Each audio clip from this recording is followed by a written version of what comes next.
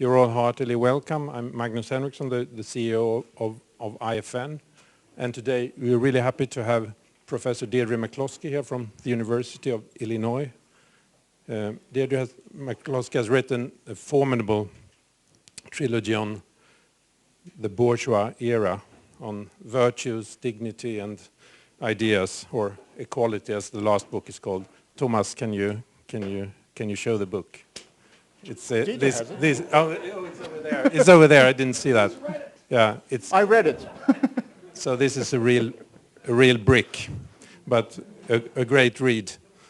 And this is, I would say, also the third seminar we have on the moral foundation of capitalism.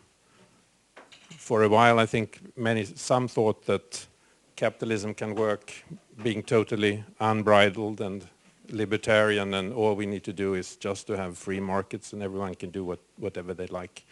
But you need foundations in terms of ideas, institutions, and informal institution, I'd say. That's what you're talking a lot about. So we had one seminar 2 years ago with David Rose on the moral foundation of economic behavior, and earlier this year by Jonathan Haidt on NYU. So this is our third seminar, you can say, on this, what I consider to be very important theme. So I leave the word to our moderator, Thomas Gyr, who will lead us through the seminar. Thomas. Thank you so much, Magnus, and welcome to this seminar titled, I think, very eloquently, "The Idea of Idea is Growth."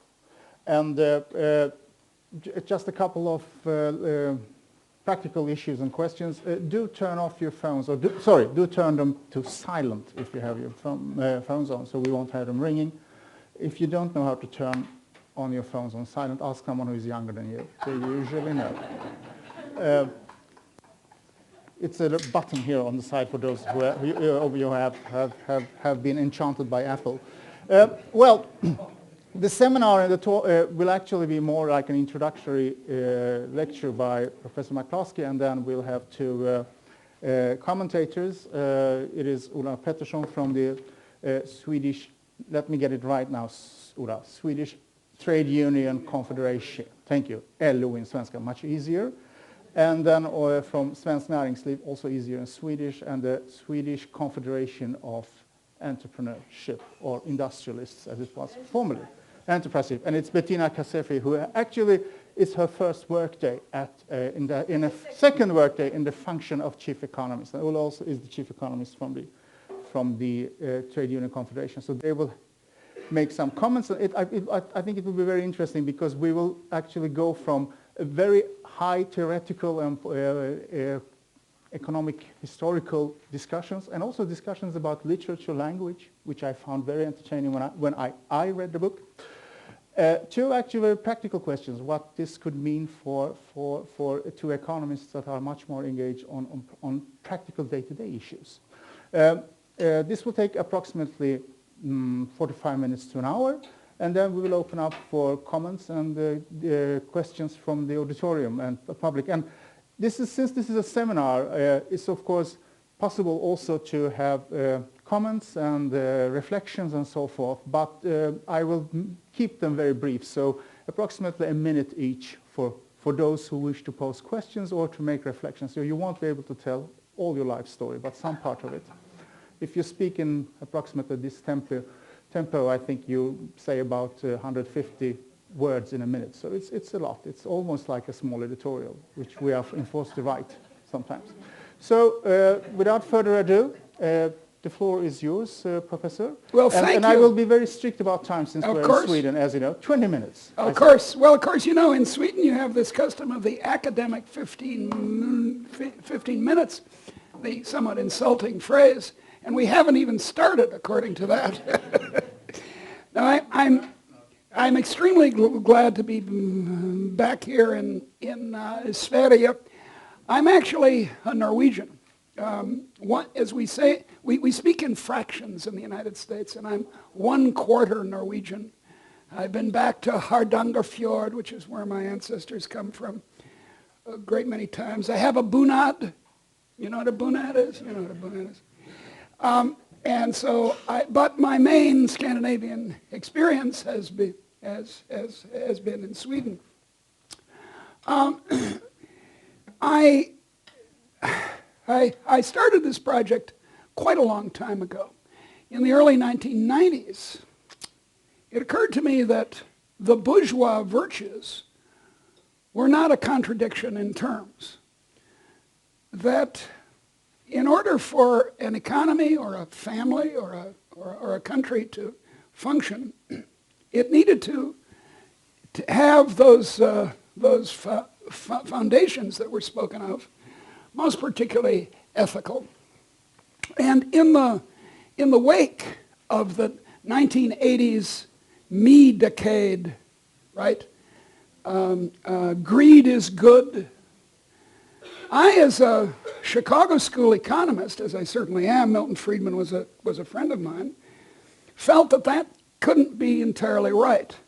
Indeed, Milton Friedman didn't think it was entirely right. So I started to think seriously. In this first book, the Bourgeois Virtues, using the term bourgeois in a somewhat aggressive way, because I was once, I call myself a Joan Baez socialist once. I played the guitar and sang all the labor songs. By the way, I belonged to 2 trade unions in my life. When I was a kid, I belonged to the National Maritime Union, and I belonged to the Union of Professors, which we started at my university, and I marched with and sang the old songs. And so I'm a former Marxian, like Bernie Sanders, who's about my age, and Bernie and I in 1960 had I think, although I didn't know him then, he was at the University of Chicago, I was at Harvard College, but we had essentially the same ideas. It's that Bernie hasn't changed his ideas since 1960, whereas I have. So that was the first one, 2006, it finally came out. So I started in the early 1990s thinking about these matters, and then finally this came out, and then I kind of realized that this matter of the ethics surrounding the bourgeoisie might have more oomph, as I say, in the big question in economics, which, as Adam Smith said, is the nature and causes of the wealth of nations. And so in the second volume, it came Bourgeois Dignity, How Economics Cannot Explain the Modern World, or Why Economics Cannot Explain the Modern World. I explored this question of how much material causes, the usual suspects, explain how we became so rich. I mean, let's take the case of Sweden, which in 1800 was the poorest country in Europe per capita except for Russia. It was that poor. I was very struck when I learned some years ago that the canal that was dug in the early 19th century, the famous canal along which you can take nice trips, was built by conscripts, by soldiers, compelled to do it. And that's so characteristic of the old world, the ancien regime, that the king or whoever says, go do that, and you do it. But then in the middle of the 19th century, the Swedes discovered liberalism. And being, as my teacher and friend Lars Sandberg once called it, Sweden being the impoverished sophisticate, because everyone in Sweden could read, it also became an engineering powerhouse, at least for its size. The bandsaw, the screw for the propeller, Ericsson, the amazing ball bearing, all this stuff is Swedish. So it came out of, economic growth came out of a change, now hear this, let's get this right, came out of a change in the attitude towards the bourgeoisie. My argument is not the one of Max Weber a century ago, a great scholar, a founder of modern sociology, and indeed, by the standards of the time, an economist, and certainly an economic historian. It's not Max Weber's idea of a psychological change within the bourgeoisie. I think it's probably the case, and you could show, I think, by careful study, in fact, rather easily show by careful study, that merchants and manufacturers and inventors in all ages had about the same psychology. They thought, aha, boy, I can make there's some money to be made here by buying low and selling high. There's nothing, as Max Weber himself said, that motive is ancient. There's not, as in a kind of sort of super simple version of Max Weber, it's supposed to be that there was a change in psychology that people became profit-seeking in the 16th century, which is, Max Weber himself said, is wrong. But in any case, the Protestant ethic and the spirit of capitalism, though in form rather similar to my argument, which is that ideas matter, is not the correct way of thinking about it. I think the correct way, and I assemble a good deal of evidence for it in this last book, Bourgeois Equality, how ideas, not capital or institutions, enrich the world. I think that that's what it is and not a psychological change. So it's the surrounding society coming to praise or at least not hate and excoriate and overregulate and kill the middle class that resulted in the modern world. Now, if I had had the wit, and I didn't, I would have added a word to the subtitle of this book. And this is the key point in the book. Instead of calling it How Ideas, Not Capital or Institutions Enrich the World, I should have called it, now hear this, How Liberal Ideas, Not Capital or Institutions Enrich the World. And my idea of liberal is completely conventional. It's 18th century liberal European thinking.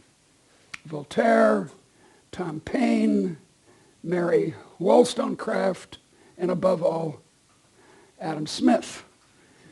It's the idea, as Adam Smith expressed it, that each man and each woman, dear, has the right to pursue his project in his own way. Then he calls it, upon the liberal plan of, now hear this, hear the words he uses. The liberal plan, this is in The Wealth of Nations, the liberal plan of equality, justice, and liberty.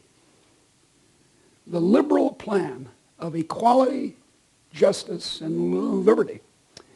Now, by equality, does Adam Smith mean what Thomas Piketty means?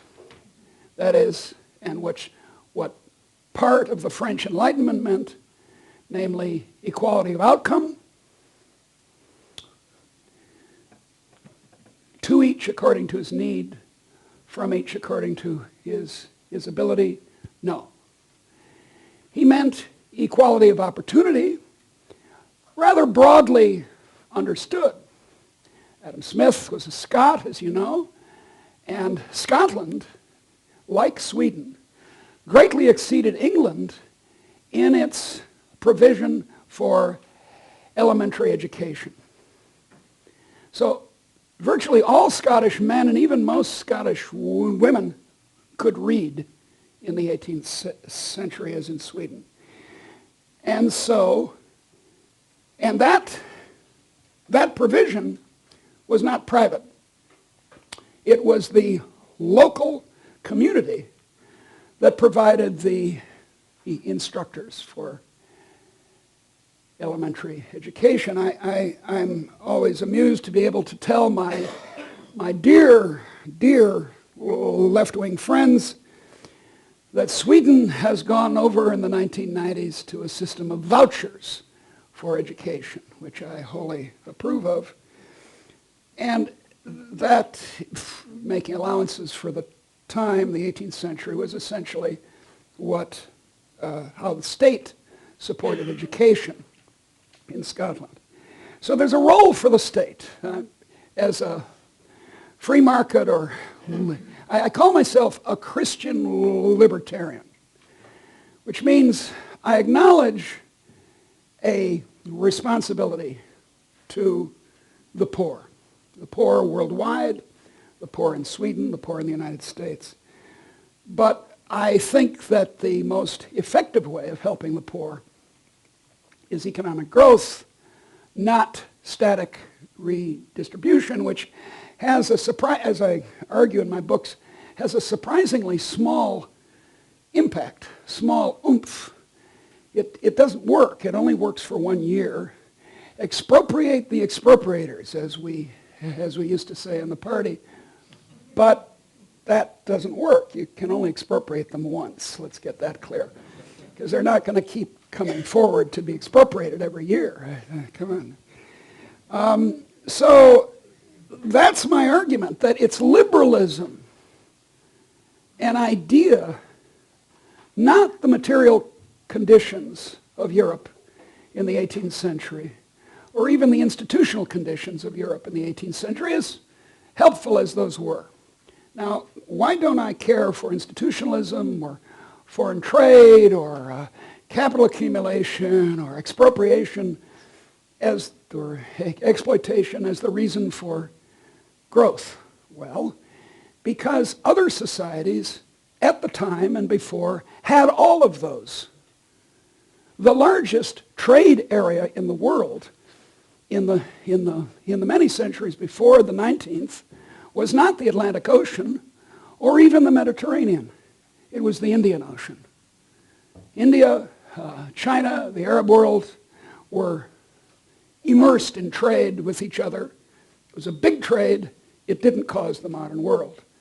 Exploitation, slavery for example, has been a commonplace institution in a great many different societies, and yet somehow only had this effect on the United States in the 19th century. So there's got to be something wrong with the idea that cotton and slavery are the key to modern capitalism, as it's often called. As far as institutions are concerned, the institutions of Britain were good, reasonably good in the 18th century, but so were they at the time in China.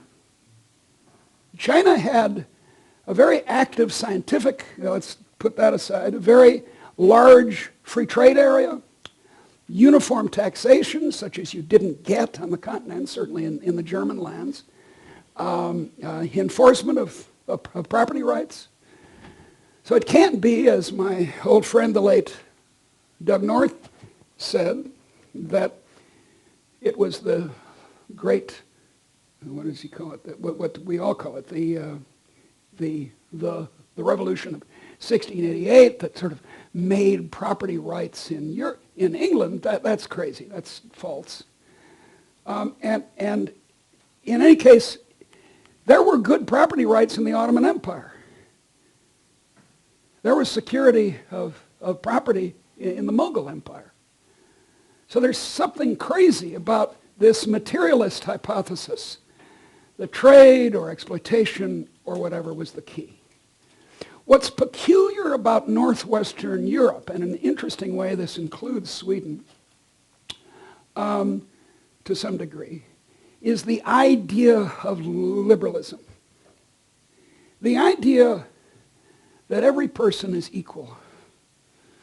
Every person is equal. Now, of course, you know, we'd long had this notion of every person is equal before God.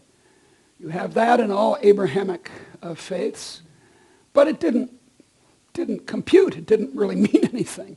Yeah, you were equal, but that in medieval Christian theology, that meant bear your cross in this life. Don't worry, as we say, you'll get pie in the sky when you die. That's actually, that line was composed by a great Swedish trade union organizer, Joseph Hillstrom, known to his American friends as Joe Hill. I dreamt I saw Joe Hill last night, alive as you and me, etc., etc. So it didn't have any effect until starting in the 17th century with such radicals as English Quakers,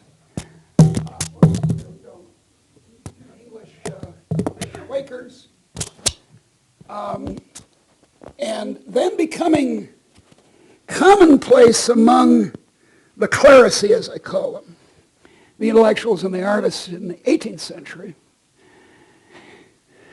All men are created equal. All men are created equal. Now, it happens that that phrase, which was, as I said, was a kind of high-level commonplace by the end of the 18th century, by 1776, was written by a man who owned slaves, and who, on his death, unlike George Washington, did not free his slaves.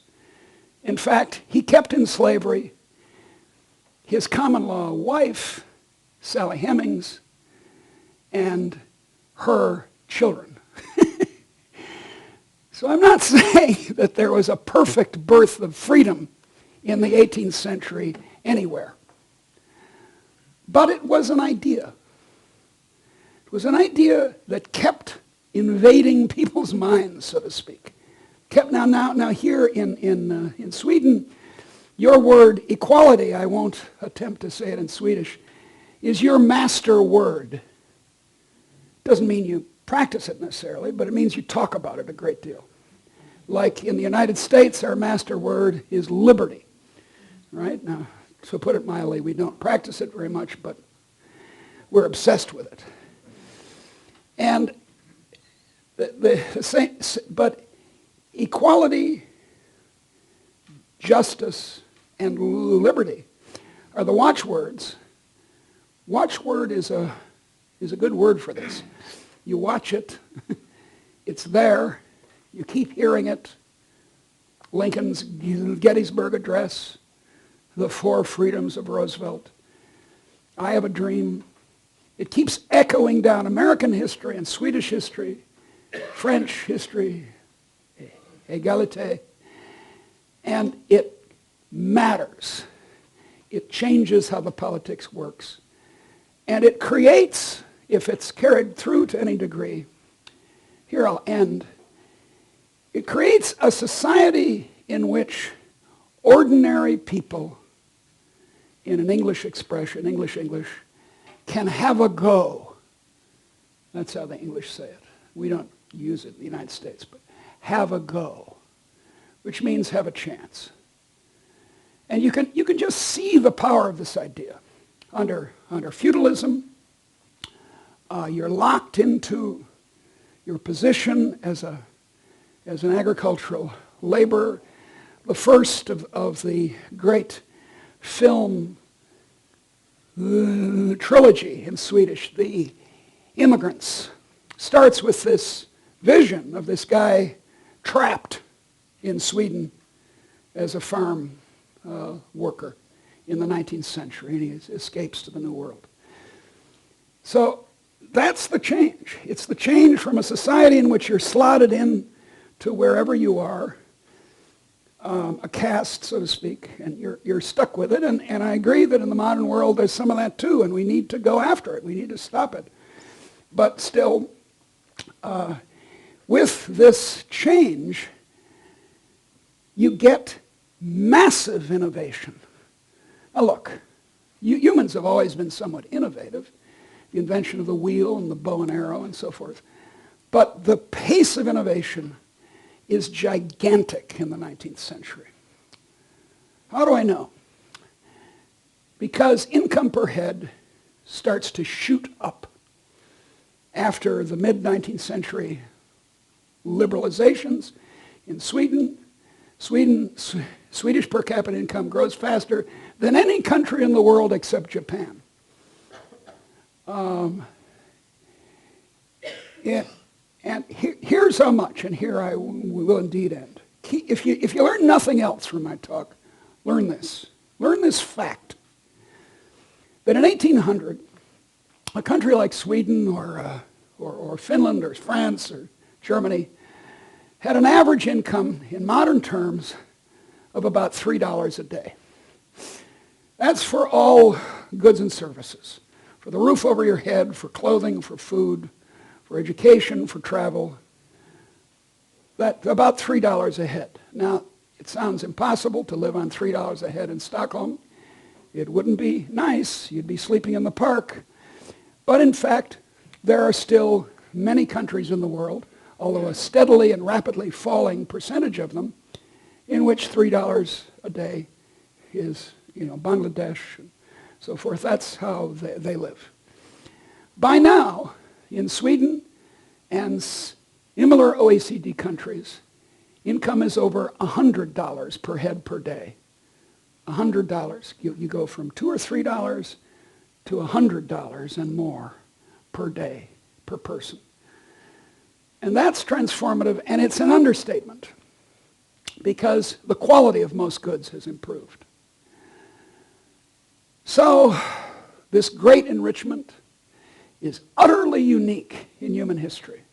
Nothing like it happened in the glory of Greece and the grandeur of Rome, classical China, nothing even close. And here we are of an afternoon. I take it there are few members of descendants of the Swedish aristocracy here. We, the descendants of Irish and Swedish and English and Norwegian peasants, are discussing these high-flown ideas. Thank you very much.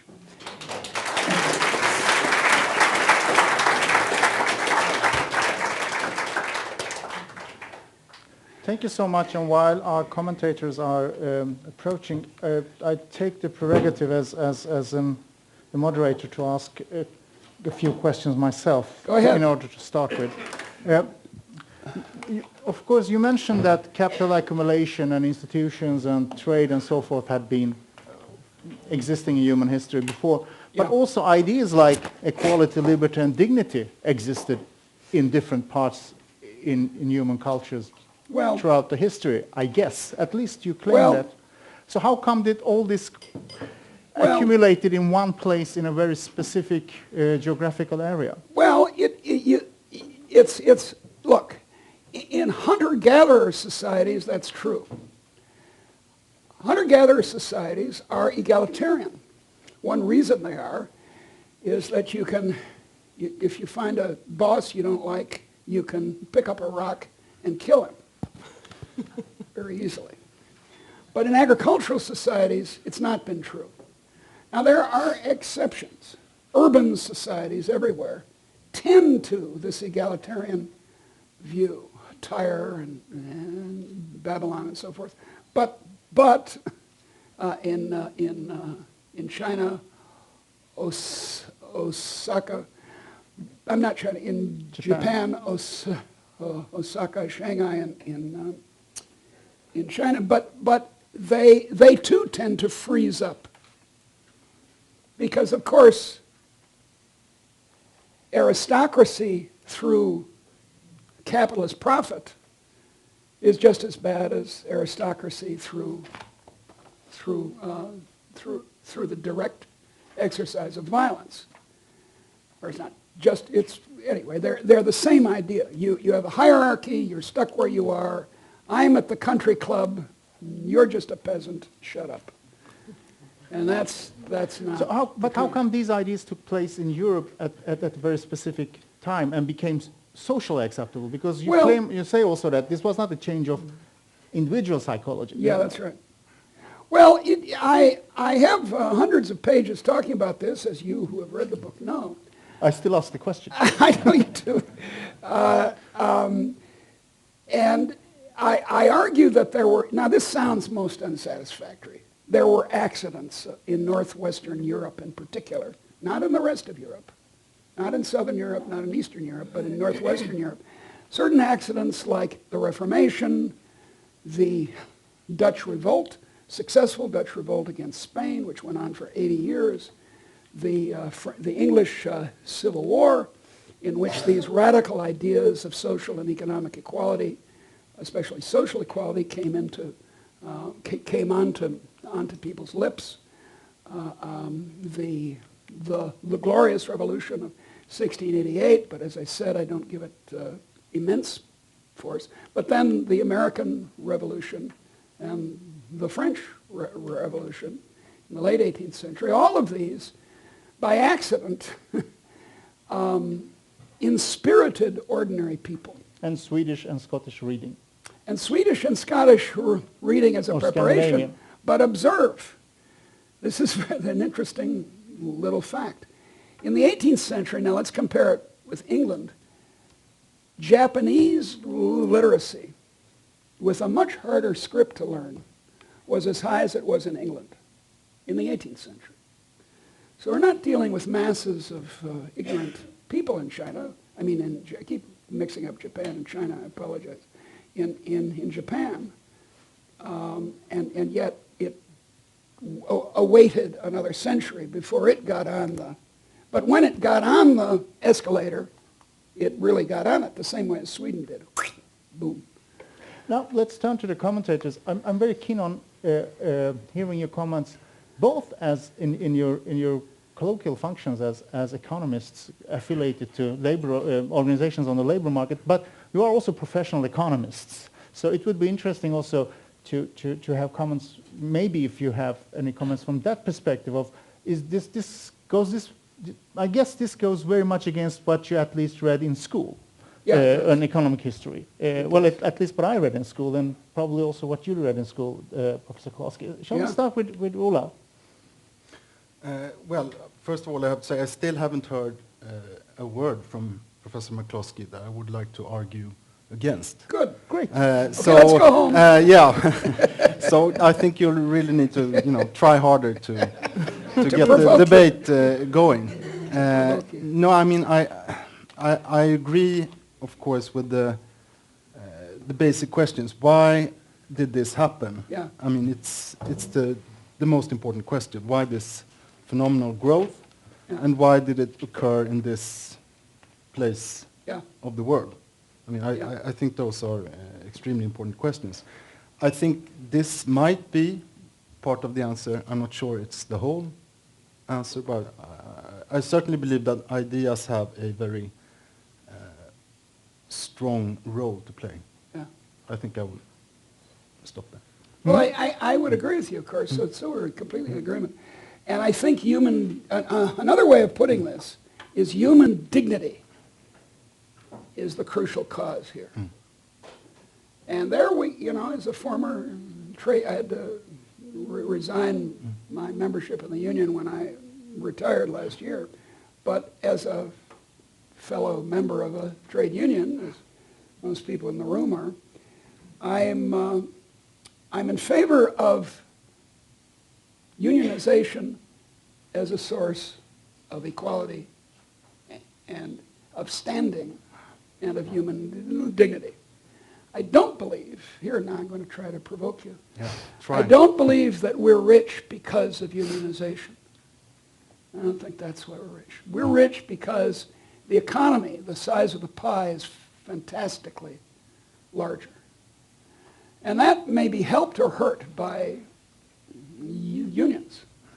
I think the agonistic tradition of trade unionism in Britain and the United States has on the whole been harmful to economic growth, whereas the cooperative traditions in Germany and especially in Sweden have been helpful, but not massively so.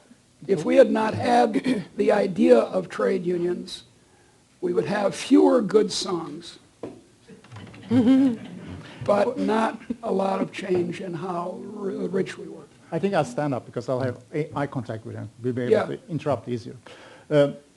That's after all my job here.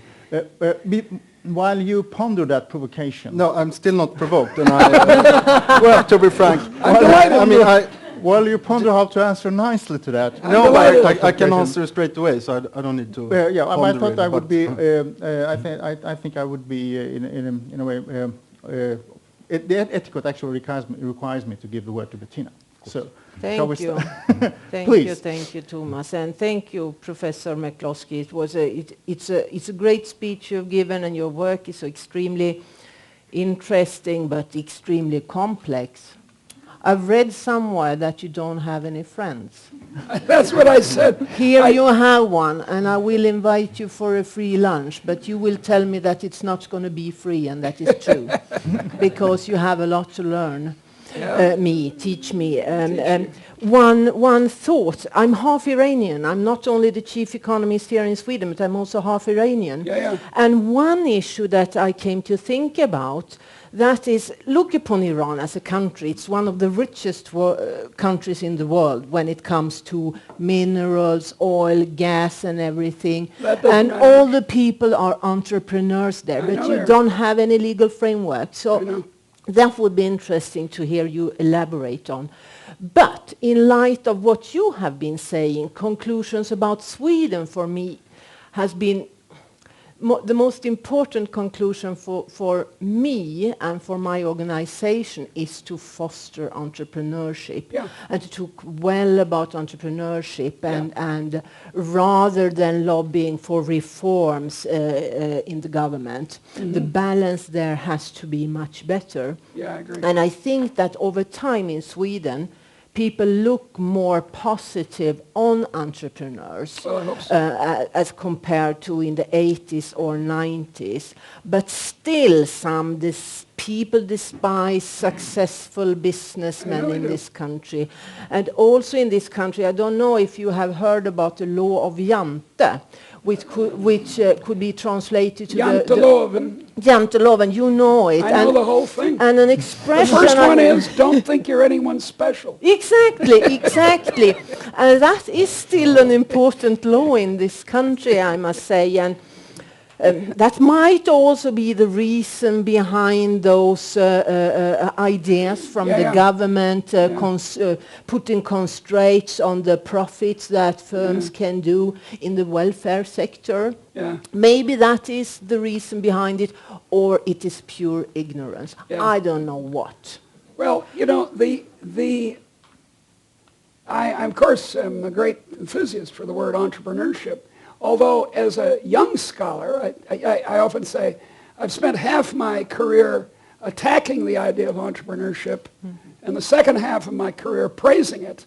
So 1 minus 1 equals 0, I guess. And as far as not having any friends, I say to my friends on the left, I say Marx was undoubtedly the greatest social scientist of the 19th century, without compare, and they clap and they say, yes, that's nice. And my friends on the right get angry at me, and then I say, but he was wrong about almost everything. And then my friends on the left leave me, so I don't have any friends. But you know, the Middle East, not just the Arab world, but also Persia, is a tricky case for my argument, and I need to know more about it. Good. Because I'm not too sure. Well, I'll express it in a positive way. In the Middle East, anciently, from the 2nd millennium BC on, merchants have been admired. And this is a problem for my case. It's Christianity that's the most hostile to merchants. Buddhism, for example, is very relaxed about the life of the merchants. And yeah, sure, go ahead and do that. Then later on, in Hinduism and Buddhism, you can go into the forest and be a monk, but you know, meanwhile, whereas the love of money is the root of all evil, says our Lord and Savior, and so forth. So I need to know more about Persia, and I need to know about more the Arab world and the ancient Near East, although I'm very interested in all of it. The lunch. The lunch, the free lunch, remind me of your point. What, about the free lunch? Yeah. You must teach me. And how can you explain that? You have entrepreneurs, you have capital, you have resources, Yeah. but you do not have a legal framework. Can I ask about the legal I framework? think you do have a legal framework in Persia, in the anciently, and I think maybe now you don't, briefly. But in most of these societies, though I'm not so familiar with Iran as for now, but in most of these societies you do have both legal frameworks and institutions. There are constitutional courts, there are courts of appeal, there are courts for settling trade matters, and so I actually came back from Istanbul yesterday, and one of my clients is a very big investor from Scandinavia in Turkey, and we know that in Turkish arbitrary courts there is very exceptionally that a foreign investor wins against the Turkish counterpart, or never against a Turkish public institution, but there are courts for this. So there is a legal framework, there is an institutional framework, but it doesn't function in this sense. So could you elaborate about it? Because I think it's in a way... That's exactly. I just read a book. I just read a book by a former student of mine named Kajgel Metin about courts in a town in the 18th century in north central Anatolia, Turkey. And he and a co-author say that, well, yeah, just as you said, there are procedures. And sometimes they get cheated on a bit, but they're still there. And, I think we imagine that, except if you're English, and you have English common law. By the way, they had common law in northern France. People forget this kind of thing. If you're not English and have common law, then you don't have private property. But that's crazy. There was private property in ancient Mesopotamia, old Babylonia, Sumeria, etc. So it can't be that it's just property. Now, as you point out, it can fail to work informally. But that's, I think, true of all of these laws. The Soviet Constitution of 1936 was a beautiful document. I hope you're not looking at me. No, I'm not looking at you. I'm not looking at you. I'm just trying to spread the news around that it was a beautiful document. It balanced power and free rights and everything, but it meant nothing. Could we step back to your attempt to provoke Ola? Okay, we haven't got it yet. But let's but let's get back to the issue of what about the contradiction between labor and capital from an economic historical point of view, and class struggle? Well, I seem to remember that the history of all hitherto existing societies is the history of class struggle. That's the first line of the... When I learned that as a sophomore in college, I was delighted, because then I could stop reading. Because now I had a formula for everything. So I studied economics, where they said marginal benefit equals marginal cost, and then I could stop reading. So in both cases, it was a great simplification. The key point is the astonishingly positive sum character of modern economic growth. The big fact that I emphasized at the end of my talk is this going from $2 or $3 a day to $100 or $130 a day. That sort of washes away most concerns about distribution. The poor in Sweden are vastly better off than they were in 1800. I mean, just gigantically so. And that, that doesn't mean there's no issue about distribution, or that the grotesque salaries of CEOs in the United States are just fine or something like that. But it does mean that, as an economic historian, I can tell you that the division of the national income between capital and labor, roughly, doesn't change very much. Knut Wicksell, the great Swedish economist, was one of the inventors of the theory of marginal productivity as the source of distribution, of where the income of the society goes.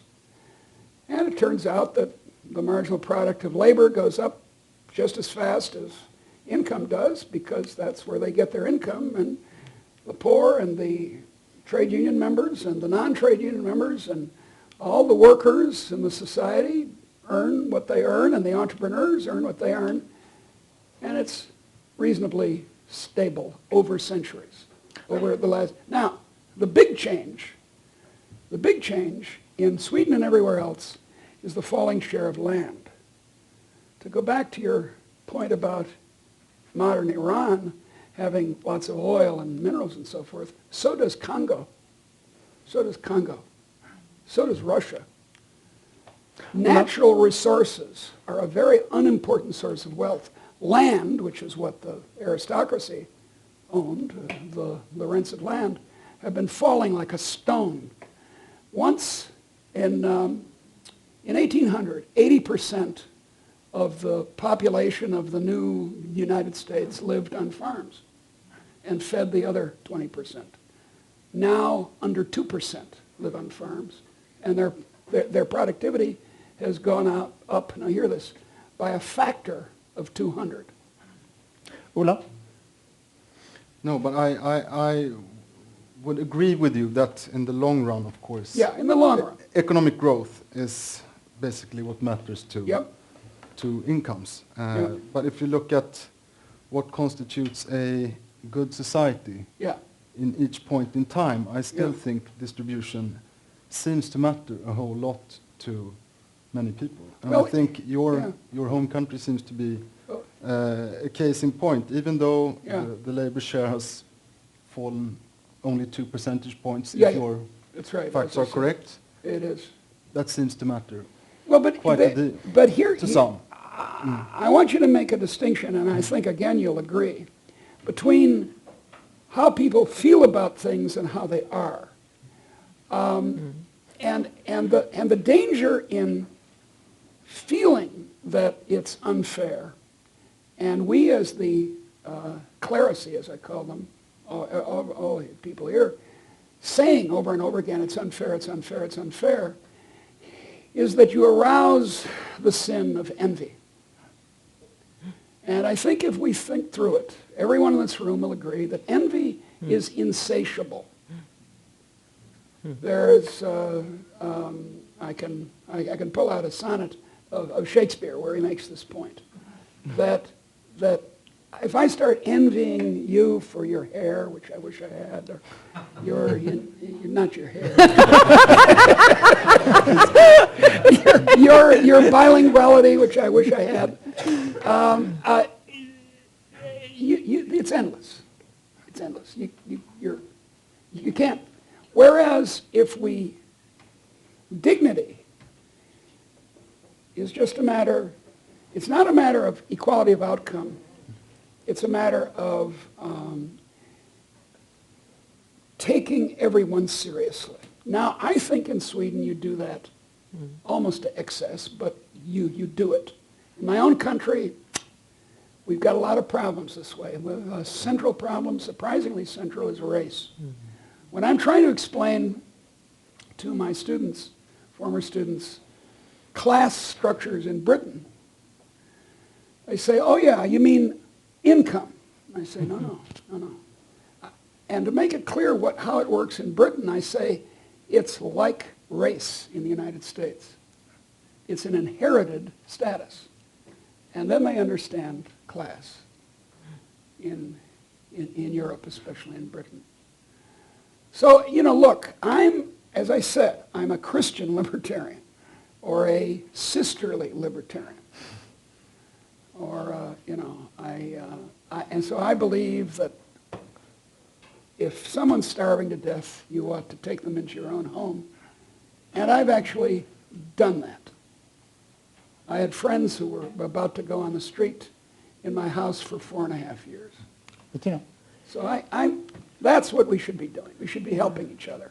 I was thinking about your virtues, and it's really interesting. And I was also trying to, in my thoughts, comparing the United States to Sweden, and I think the mixture of those two countries would be sort of excellent, because I think that looking upon the United States, I think we should have more of hope and courage in this country, but I think that your country should have more of faith and temperance. And for example, in Sweden we love free trade, but we despise businessmen that are very successful. But you admire successful businessmen and doubt that free trade is of good use. Well, I'm thinking a little bit about Monsieur Trump.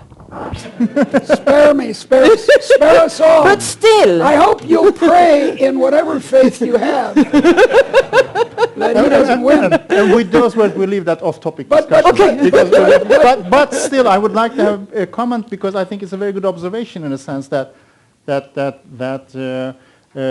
some different cultures seems to love different types of virtues, and some of them are actually incompatible. In a way Well, but that look, in the case you raise, I can tell you parts of the United States that do have this mix. Minnesota. Minnesota, as you pronounce it. Because it's filled with Swedes and Norwegians. And it works very well. And on this, I've made the observation, and I want to check to see if it's true, I think it is, that the famous Swedish mystery novels, world famous now, and mystery television series, what's his name, the guy in the extreme south of Sweden? Wallander. Yeah, Wallander in the Swedish version, not the BBC, which I didn't like much. But in the Swedish version, it's terrific. This depressed guy who drinks all the time, and solves crimes. Anyway, all of them are anti-bourgeois. Yeah. In almost every episode, every villain in Stieg Larsson's novels is a rich an entrepreneur. misogynist.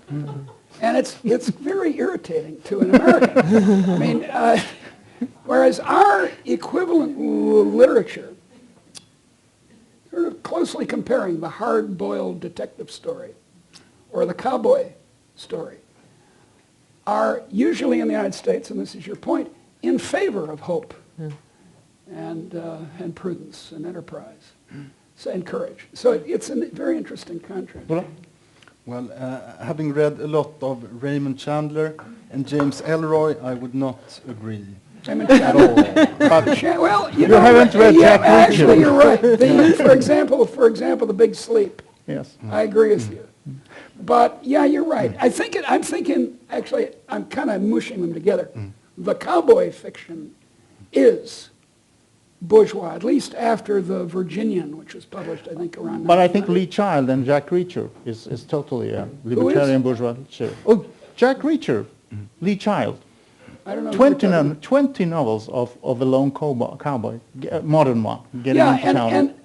So it's a mixed bag. But I want to. You and I should do a comparative study of the mystery novels.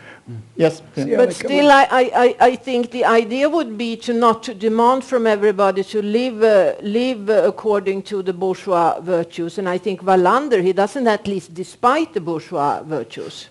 Well, but the plot does. It's clear that the author does. What I very much I don't think Wallander does, but the author What I very much like about this discussion is that actually half of the book is about literature. Yeah, it is. And how Western literature has perceived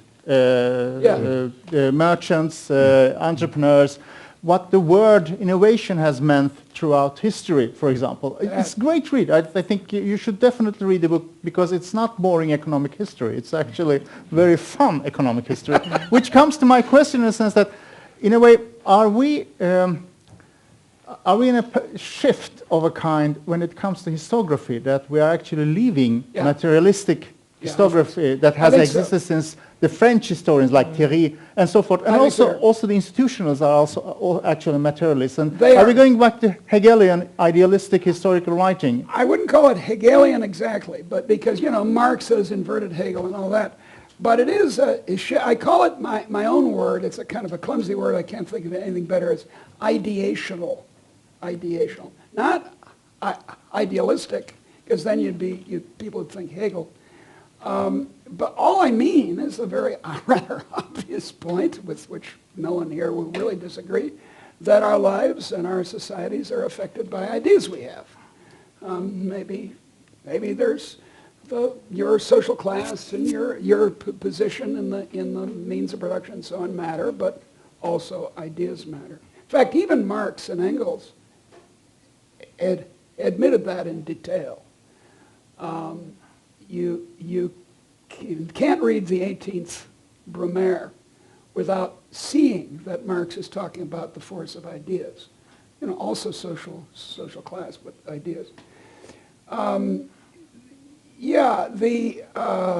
was the rest? Well, the question is, this is in a way like we had historical historical materialism in like for 130 years in history writing, and also in economic history. That's the key, and there's a window. I make a kind of a joke about it, but there's a window between 1890 and 1980. I like the sort of symmetry of those numbers, in which everyone was a materialist. Even conservative writers, who you might think would hang on to these force of ideas, are admitting that, all that matters is your interests. There's a famous book of 1915 called The Economic Origins of the American Constitution, which is one of these things.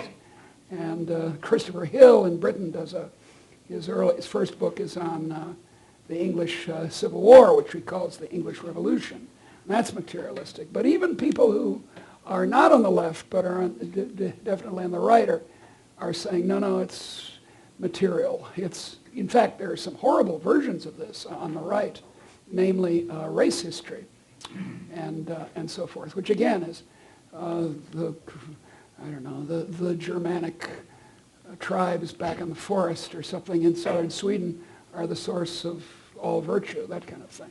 And again, it's material. It's not the ideas that, I'm quite struck that there's a Turkish person and an Iranian person on this panel. You ought to stop being so worried about immigration, Piers. It works out pretty well. Let's open up for questions and comments. Do we have a microphone somewhere? We have two microphonists. Very great. I will just write your numbers and probably I will say this gentleman with the tie. I'm the only one gentleman with the tie here, isn't it? No, there's another one. But let's start here. There, first and second. Anyone else? He was first, this guy right here. Yeah, okay, great. Thank you, Professor. Let's go. Equality and justice, isn't it? So this guy was first. Please tell us your name. You don't need to tell us your affiliation. I won't. Örjan Strandberg. I'm the chair of the Stockholm Inventors and Innovators. Yes. And I fully agree with everything you've said about the central craft of ideas as being the fundament for any development. What I was thinking about, I'm fully convinced from the neuroscientists claiming that it's a 5% of a population that is serially creative, and those are the ones through history, from Leonardo da Vinci up to contemporary days, who actually stand for the big revolutions in society, be it culture or industry. And what I thought, I'm also an educator in intellectual property rights, educating record managers or music publishers or anyone dealing with intellectual property. The thing that struck me is that the Middle East doesn't have a functional intellectual property laws.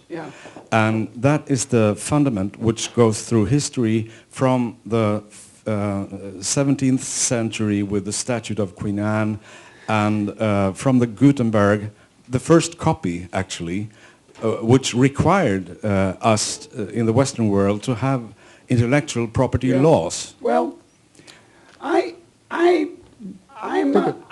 grown quite radical about this. I once agree with you. But I guess in one, I mean, I've been lots of things. I've been a man, I've been a Marxist, I've been all kinds of other things. And I once I agreed that intellectual property was very important, but I don't think it is. I think here's the problem with intellectual property. If copyrights and patents, which by the way were invented, both of them were invented by the Venetians, which should be a sign that there's something wrong here.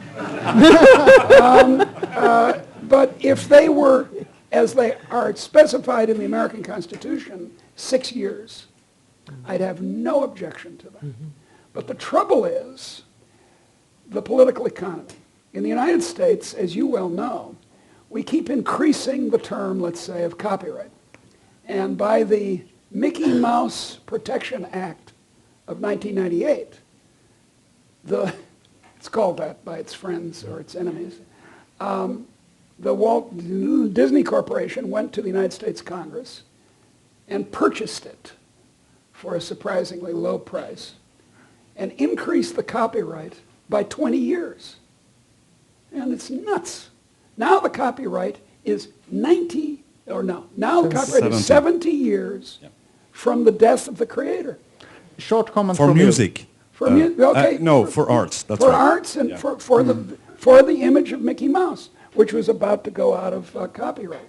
So this is crazy. If we could figure out some way to make intellectual property short and sharp, then I'd be all for it.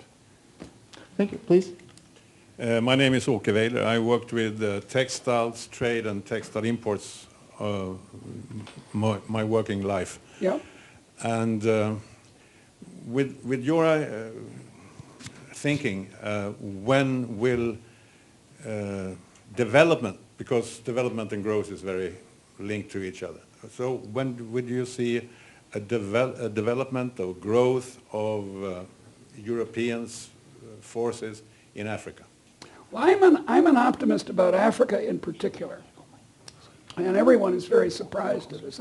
I talk to taxi drivers in Chicago all the time about it, because they come from Somalia and Nigeria and so forth. And I say, things are going to get very good in Africa in 50 years. And they say, well, that doesn't help me much. And I can see their point, because right now, most of Africa is very badly governed. And then there are these underlying geographical problems, like malaria and so on. But in the long run, I think that Africa is going to do very well, and here's why. Everyone in this room is an African. Now, I don't see any recent migrants from Africa here. All of our ancestors, most of them, went out of Africa 30,000 years ago, or 50 or 20, and turned left, went north for a while, then turned left again. That's kind of my ancestry, and yours too. But those were in small groups, small hunter-gatherer groups. It wasn't a mass migration. And the result is that genetic variability among the people in this room is much, much smaller than it is in Africa.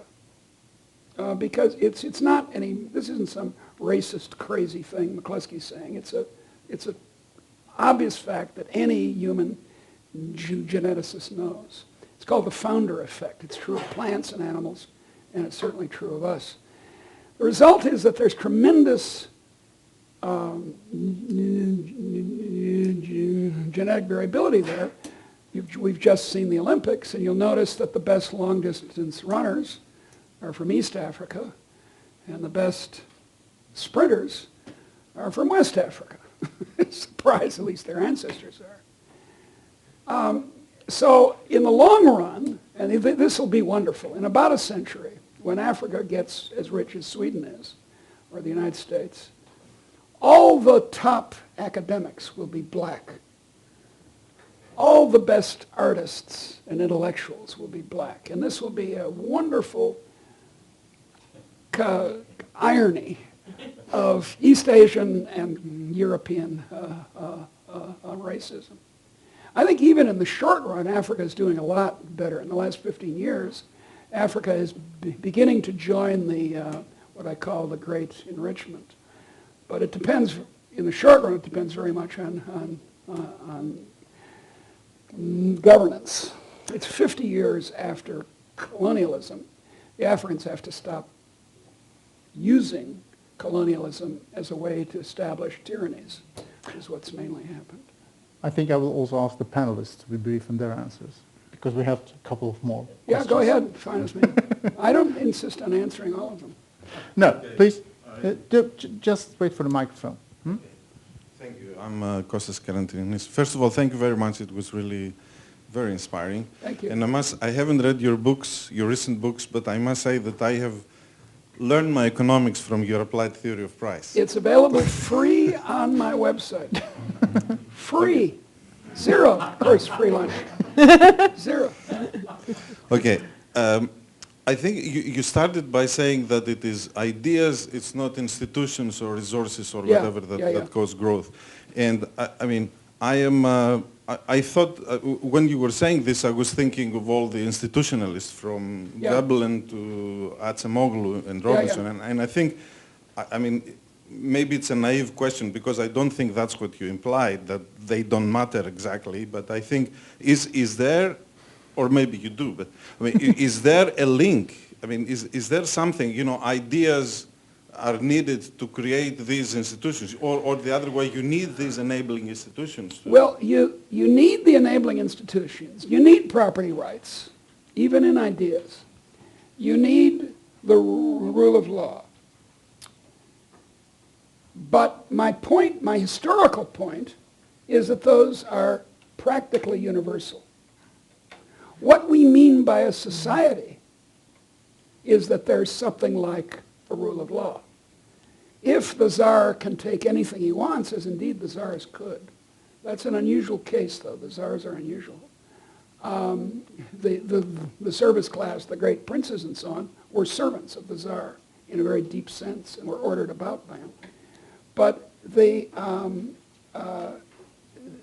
so all societies have that anyway. So it can't be the cause of this bizarre thing that happened in northwestern Europe in the beginning in the 18th century. There's got to be something peculiar to northwestern Europe. And it's not Germanic languages. There's something odd about it. And what I believe is most odd about it, then there's this problem of the Middle East. I got to work it out. What's most odd about it is the ideological fervor that you get, or energy that comes around the idea of human equality, human dignity. So, outcome, scientific. The institutionalists are wrong. From Veblen, the hero of my youth, to Acemoglu, although I think we pronounced that incorrectly. Acemoglu, which means actually it's the son of a person from Iran. Acemoglu, is that what it means? Yes, Acemoglu. Acemoglu. Mm-hmm. From one to the other, including Doug North, they're mistaken. Now, of course, you're perfectly right that ideas, the idea of a stock market, here's one that I tout a lot because it makes a lot of sense. The idea of the modern university is invented by von Humboldt in 1810 in the University of Berlin, where Hegel taught. And this idea that you combine teaching and research in this intimate way, and that you have seminars in which modern history, historiography, is invented at Berlin, and chairs of chemistry and all kinds of other things. That comes from Germany in 1810. And it's an idea. And then it becomes an institution. Ola? Well, that was actually my question to you, because I struggled with this concept, or the difference between ideas and institutions. For me, when ideas become very strong, widespread, they become institutionalized. Well, that's right. But what I'm against is the idea that the Soviet Constitution matters. You know, that's what I'm against.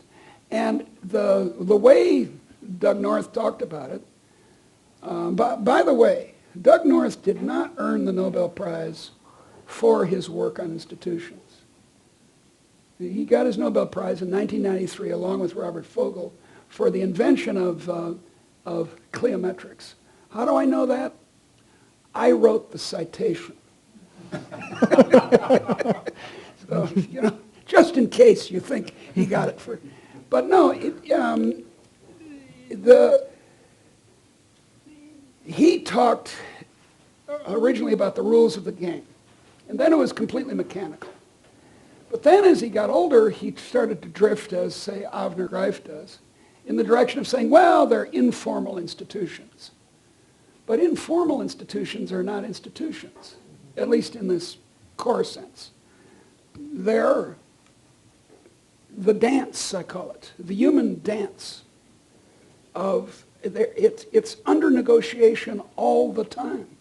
Right now, we're having a conversation, an intellectual conversation with us all, that there are certain rules. You can't get up and start shouting at the speaker, or I can't pour water on the audience or someone. And those are the rules.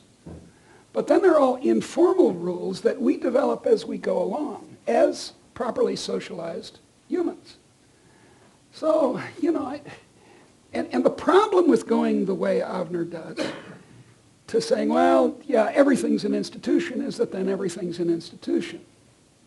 And then you've proven your scientific case by definition, not by scientific inquiry into the facts.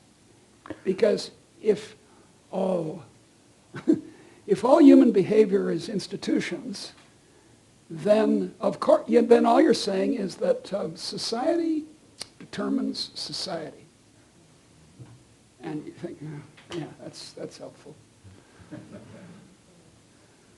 If any other, there are no more I'd questions? make one more point about this, which is that we can do brain scans now about the pleasure I get from Swedish meatballs.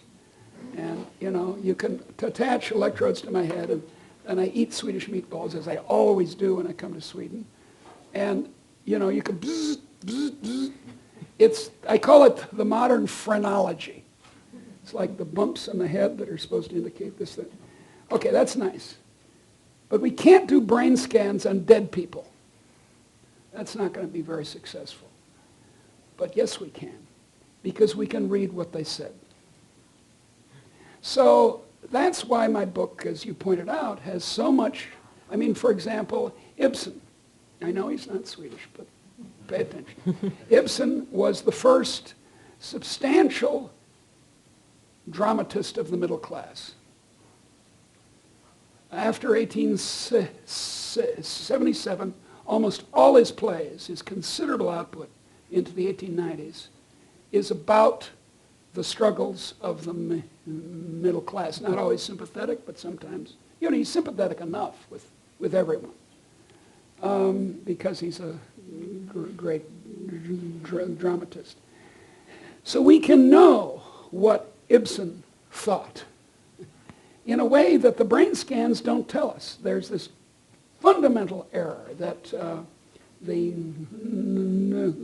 neuroscientists you were praising a few minutes ago make, which they just don't face up to at all, which is the difference between the brain as an organ and the mind. The brain is the brain. My arm is the arm. But to understand, I don't know, a baseball pitcher, why Sandy Koufax was a great baseball pitcher, it doesn't help you very much to know the detailed physiology of the arm. The mind and the brain are connected, I don't deny it, but they're not the same. Yes, I will get back to you because there is some who hasn't been able to I'd say like to anything. hear Yes, a woman. Are there any women who'd like to say something? Or are you going to leave it to the guys? Please. Is it okay? Yeah, of course. Yeah, we can. As long as you declare yourself to be a woman. Yeah, could we socially construct the next We could socially construct the next speaker as Maybe this is a as version females. of Jantelo. Yeah. Let's call me Lars this time. I'm Lars Stranegård from the Stockholm School of Economics. I'm a bit intrigued by this, with the talk about institutions, since you say, if you call everything an institution, then it's got no explanatory power whatsoever. Yeah, pretty much. But I don't really get it, because aren't you doing the same thing, but with the idea of ideas, sort No, of? because I actually have evidence and they don't. That's essentially but isn't the an problem. institution just, No. ideas have to be translated into some kind of, be written down, or they have to be turned into something more material in a way? Well, they don't always have to be written down, but they do. I agree that they are often expressed in written form. Yeah, and ideas just, increase in sort of robustness over time, and that is what an institution is all about. Yeah, no. No? Because most institutions are extremely conservative. Your own institution and mine of modern economics is extremely conservative in method. I take it, are educated the same way I was in what I call Max U, or Max U in German. Maximize utility subject to constraints, which Paul, my mother's longtime mixed doubles tennis partner, Paul Samuelson, discovered and announced to the world. And that makes ideas, because Maxu doesn't have any ideas. He has preferences. I'm fond of saying that Max would be more sensible if he had a gender change and became Maxine. But in any case, there's this Max U character, and that constrains economic scholarship, economic science, to a remarkable degree. Universities are conservative. Most state agencies are conservative. Churches are conservative. So if we're going to explain innovation, this 5% you were talking about, letting the 5% have a go, we've got to talk about revisions of institutions. I mean, look, in our own field of scientific economics, new ideas come from, not from the existing institutions, but from new ideas.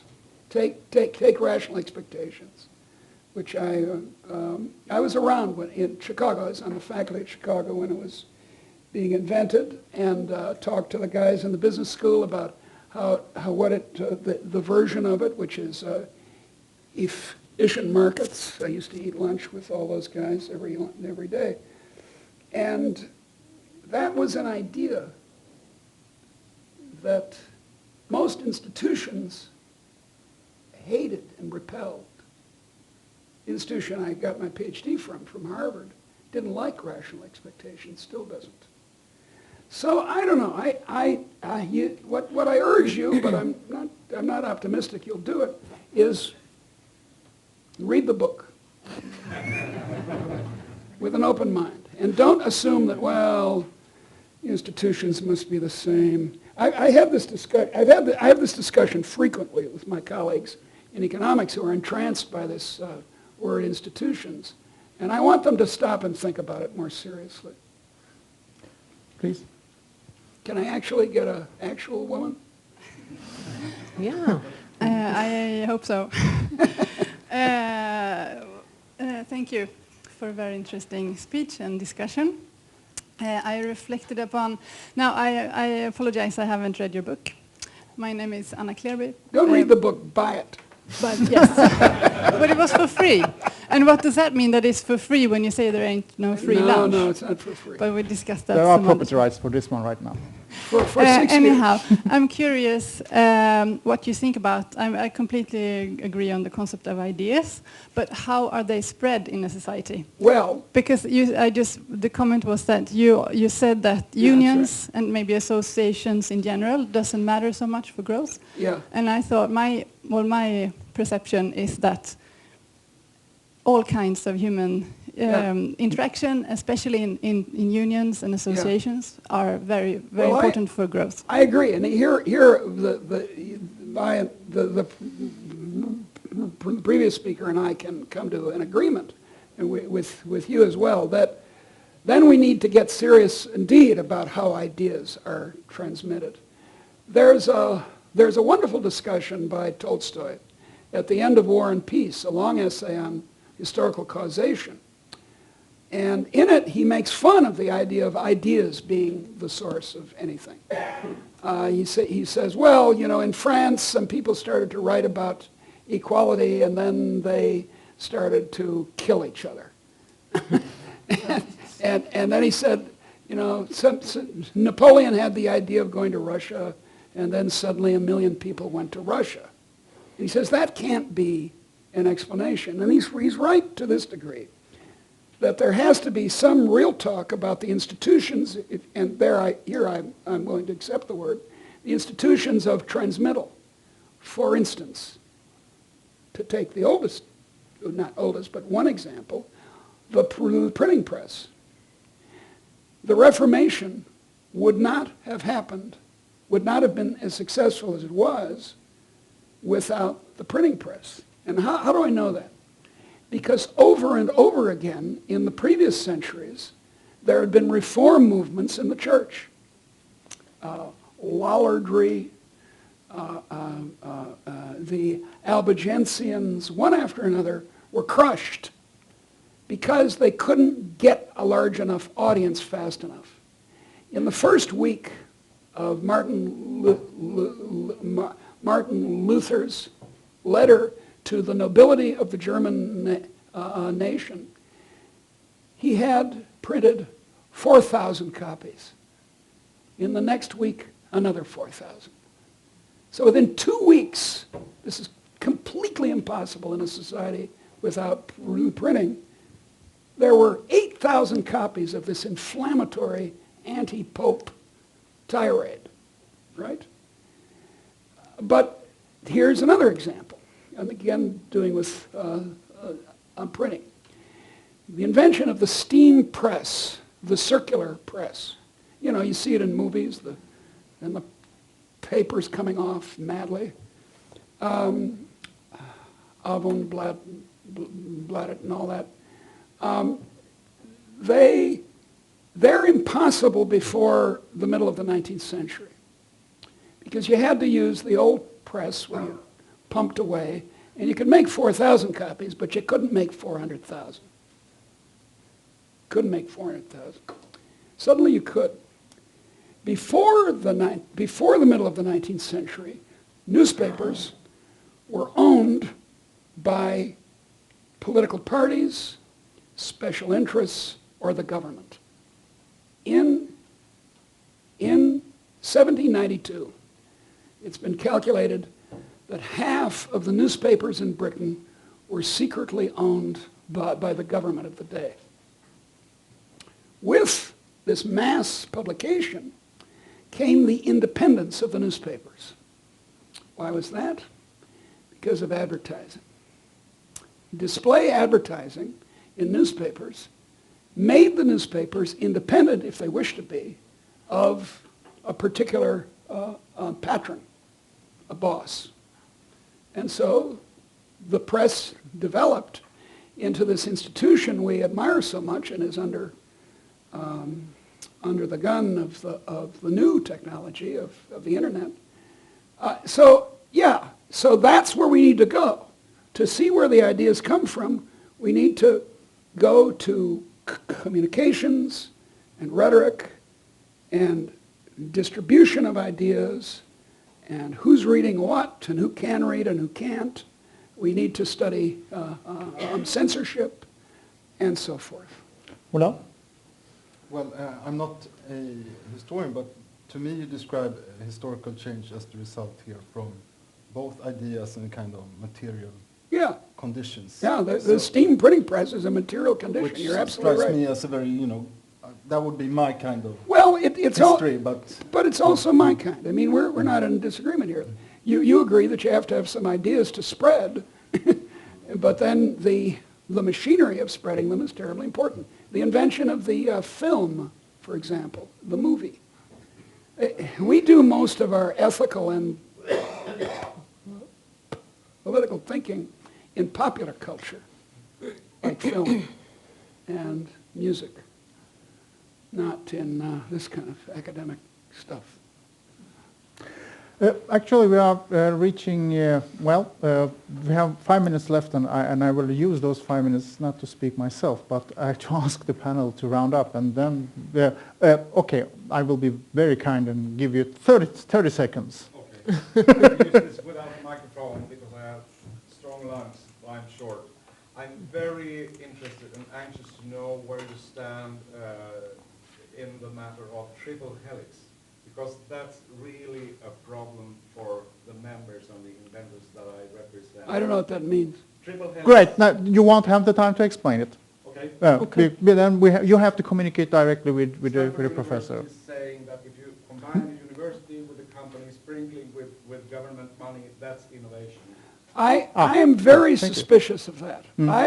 When I hear public-private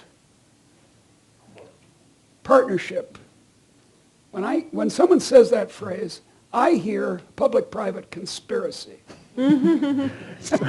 Great. Well, great. Let's then move forwards to a conclusion, and I'd just like to ask the panelists to think about some. What would be your if you were to make a go from here? So what will be your takeout from here? What type of conclusions would you reach from this discussion? Well, it's deep thoughts. So you'll have the couple of minutes to think about it. But I'll ask Professor Kashefi to give some conclusive or final words for this seminar, at least. Well, my final word would be I'm somewhat surprised that I didn't, from a Swedish audience, that I didn't get more social democratic pushback. Because you know I know you failed. Yeah. I've lived in Sweden and I love your country and I love your hardtack, especially that stuff you make. It's wonderful. And I am accustomed to being challenged on the matter of the role of the state, for example. I suppose we haven't talked about that much. I guess that's why it doesn't come up. But I talk about it a lot in my books. And my sermon to you is 2 sentences.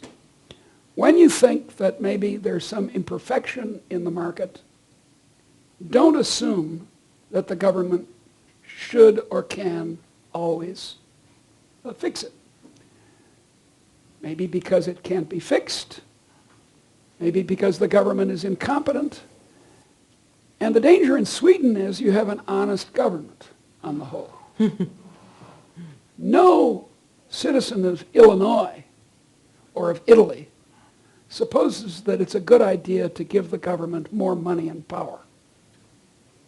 Whereas in Northern Europe and in Minnesota, there's an underlying assumption that, well, you know, there's this famous phrase. Well, I can't do it in Swedish, but the national home from the 1920s, 1928, I think it was, when he gave the speech, that's been the governing metaphor of how you ought to take care of yourself. It should be like a home. And look at the Bible or literature and you'll know that some homes are not so nice and that it can't always be done by the government. That doesn't mean the government has no role, but it does mean that you've got to be as skeptical as an Italian would be. Please. Well, I liked what I've read. I haven't read all of it. I have to admit. So that's my first task, is to read the whole book. But I think why you haven't met much more pushback is because we haven't really talked about political conclusions. That's right. From what you say, because I think we're in full agreement when it comes to equal dignity and liberty, that those are very relevant values. We haven't talked about market failures. We haven't talked about the state, as you said. So I think we would need one more seminar to get to the... More than one. We need an entire course. No, there are some essays. There's a particular essay about market failures on my website, which is just deirdremccloskey.org. There's one that I gave in Italy, actually, this summer, which goes through all the market imperfections and points out that most of them haven't been measured, which is a scientific problem. Yeah. Well, another seminar could discuss drivers behind, well, the question of how and why ideas are developed and how come they are materialized and under what circumstances are they developed to real big values. Yeah. Yeah. Well, in the 1970s, Palma, your prime minister, is quoted as saying, "The wind is from the left. Let us make sail." And then you need to know why it was from the left in the 60s and 70s, and in the 90s it was from the right, and those will sometimes be material cases. And you know, I think one virtue of Marx and Engels is that they do think internationally. Whereas there's a pronounced tendency in national history, especially conservative national histories, to think of France as this isolated item and not notice that ideas are pouring in from Holland and from England. Yeah. And in fact, Sweden was once a great it was a great it thought it was a great empire in the late 17th century, but it was in the early 20th century. Extraordinarily large number of first-rate economists came from Sweden, and one of the things that was first-rate about them is that being a small country on the edge of the German Empire, they knew that international matters mattered. So the trade unions in Sweden never had the idea, as the American trade unions did, that they could kind of get away with assuming that Sweden was on the moon and that anything they did had no effect on the size of the pie that was going to be divided up. So they took a much more, as I said, a much more cooperative line. You can unionize the port of Gothenburg, as I have to call it, Göteborg. But if you don't realize that Hamburg and Rotterdam are competing with you, that'll be fine. You'll get a larger share of a steadily falling income from the port. I think we will conclude by going back to the issue of these Swedish international economists, because several of them were actually within the organizing institution here, the Research Institute in Industrial Economics. And this tradition has continued, and we've also had the opportunity to listen to one of the leading world economists, although she's not Swedish, she's half Norwegian.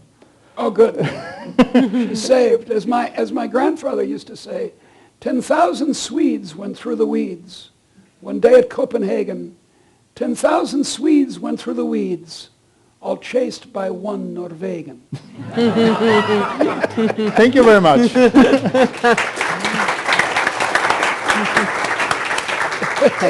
Thank you.